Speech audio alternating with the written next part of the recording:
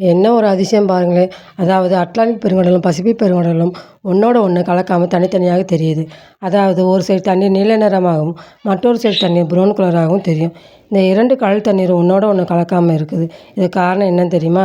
இந்த கடல் தண்ணீரோட டென்சிட்டின்னு சொல்றாங்க.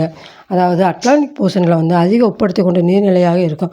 பசிபிக் போர்ஷன் பனிக்கட்டி உருகுதல் மற்றும் அதிக மழையினால் குறைந்த உட்படுத்திக் கொண்ட நீர்நிலையாக இருக்கும். அதிக அடர்த்தியான நீரானது குறைந்த அடர்த்தியுள்ள நீரில் எளிதில் கலப்பது கிடையாது. 2வது பாயிண்ட் என்னன்னா, 2 கடல்களில் நீரின் வெப்பநிலை வேறுபட்டது. அதனுடைய செயல்முறை மிக மெதுவாக நிகழும். இது ஒரு லேயிங் எஃபெக்டை உருவாக்கும். 3வது பாயிண்ட் என்னன்னா, அலாஸ்கா வளைகுடாவில் உள்ள பனிப்பாறையிலிருந்து உருகி வரும் நன்னீரானது கடலில் உள்ள உப்பு நீருடன் சேரும்போது அதனுடைய வெவ்வேறு அடர்த்தியின் காரணமாக இந்த 2 கடல் நீர் இனியது போல் தெரிந்தாலும் உடனே கலப்பது கிடையாது. குறிப்பு: இந்த கடல்கள் முற்றிலும் கலப்பதே இல்லை என்பது தவறானது.